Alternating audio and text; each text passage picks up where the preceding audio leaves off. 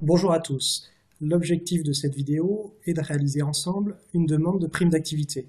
La prime d'activité a remplacé la prime pour l'emploi et le RSA activité à compter du 1er janvier 2016. Cette demande de prime nécessite de réaliser une demande sur le site internet de la MSA ou de la CAF selon votre situation. Nous allons ensemble réaliser une demande sur le site de la MSA 4485. Première étape, depuis un moteur de recherche, tapez MSA 4485. Cliquez et rendez-vous directement sur le site internet, en l'occurrence de la MSA Loire-Atlantique Vendée. À ce stade, deux situations, soit vous disposez d'ores et déjà d'un espace privé, soit ce n'est pas le cas. Si ce n'est pas le cas, vous devez passer par l'onglet S'inscrire, puis indiquer votre numéro de sécurité sociale jusqu'à la création de votre espace. Si cet espace privé existe, vous cliquez sur Se connecter.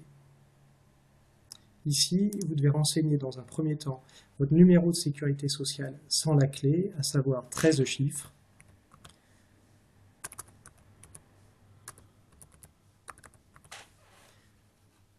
Votre mot de passe.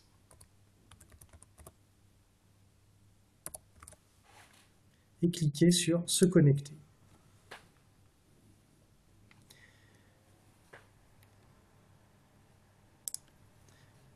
Vous arrivez cette fois-ci dans votre espace privé sur le site internet de la MSA.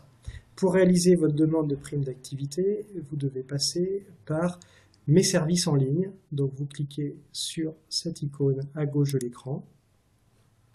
Ensuite, vous allez cliquer sur Prime d'activité, demande et déclaration trimestrielle qui se trouve dans la rubrique Solidarité et insertion.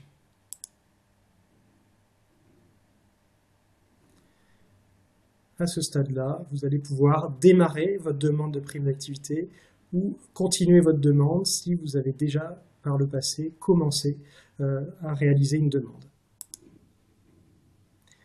Vous devez vous engager à donner des renseignements exacts, à signaler rapidement à la MSA tout changement de situation et à fournir les documents nécessaires à la vérification de situation si la MSA venait à les demander.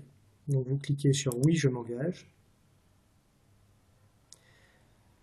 Vous allez passer par l'étape « Vérifier votre situation ». Donc vous cliquez sur cet onglet. Ici apparaissent l'état civil de chaque membre de votre foyer. Votre adresse apparaît aussi. Si ces informations sont exactes, vous allez cliquer sur « Valider ces informations ». Si tel n'est pas le cas, vous pouvez modifier les informations et, dans ce cas-là, indiquer les précisions nécessaires. Donc je clique sur « Valider ces informations ». En haut, j'ai d'indiquer les différentes étapes pour aller jusqu'à la réalisation finale de ma demande de prime d'activité. Donc je vais passer successivement par situation, foyer, logement, ressources et récapitulatif.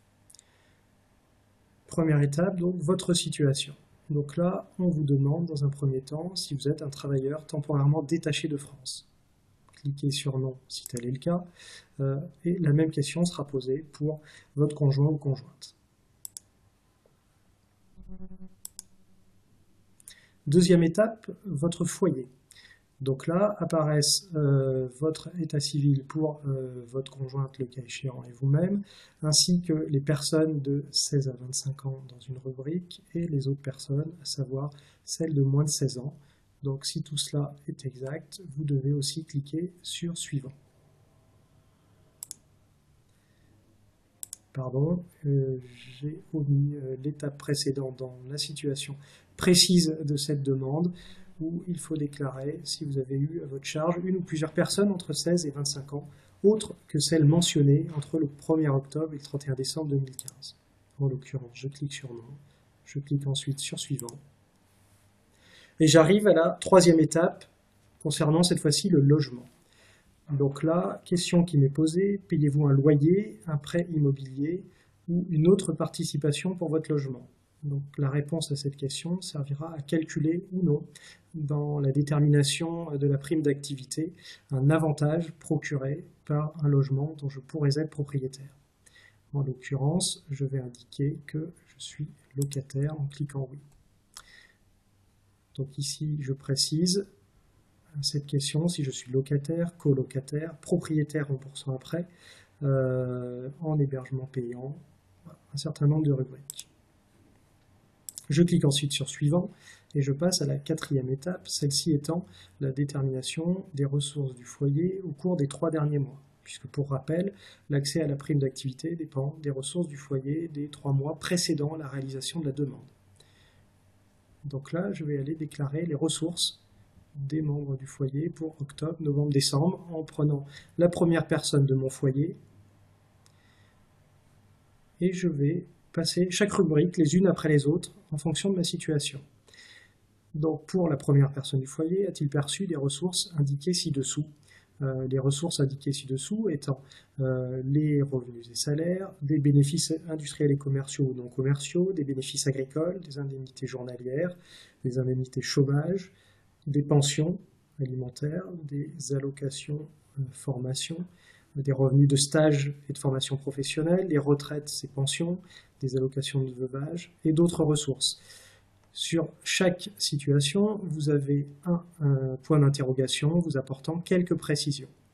En l'occurrence, je suis exploitant agricole et je vais aller renseigner un bénéfice agricole. Donc à la première question, cette personne a-t-elle reçu des ressources? Je clique sur oui. Ensuite, ça apparaît en surbrillance et je peux renseigner des chiffres. Et donc là, je vais aller renseigner le bénéfice agricole. Je vais sur le point d'interrogation pour savoir quel montant je dois renseigner. On m'indique que si j'ai déjà été imposé sur une année complète, je dois déclarer mes bénéfices agricoles répartis par 12e. Alors, pour être un peu plus précis, ici, mon bénéfice agricole est positif. Je vais déclarer 1/12e de mon dernier bénéfice agricole connu. En l'occurrence, c'est celui de 2015. Dans votre situation, cela pourrait être celui de 2014 si la comptabilité 2015 n'est pas réalisée. Mon résultat était de 12 000 € pour ma clôture 2015. Je vais déclarer un revenu mensuel d'1/12e, soit 1 000 € dans chacune des cases, octobre, novembre. En cliquant à chaque fois sur oui, j'ai reçu des ressources. Et décembre.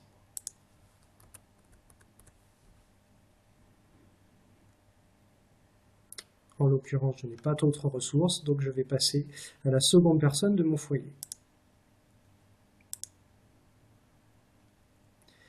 Madame est salariée, elle perçoit des traitements et salaires, donc je vais cocher oui et déclarer le montant de ses salaires pour les 3 derniers mois.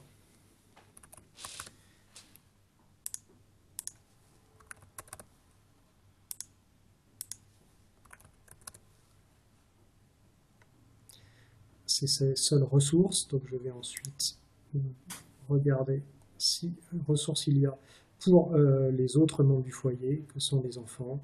Les enfants, en l'occurrence, étant scolarisés, il n'y a pas d'autres ressources, donc je vais cliquer sur non pour les 3 mois précédents. Cette étape est terminée, donc je vais ensuite aller cliquer sur suivant pour passer à la situation supplémentaire.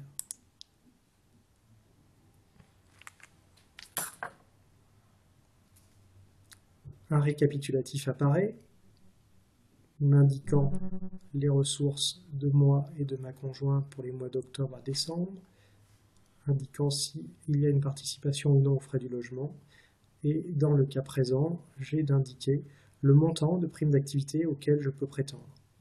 À ce stade-là, je clique sur envoyer la déclaration et ma déclaration est terminée.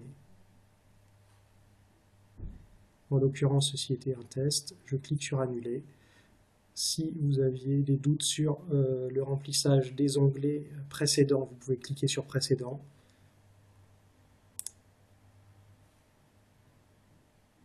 Donc, pour le cas échéant, voilà, je ne souhaite pas conserver cette saisie.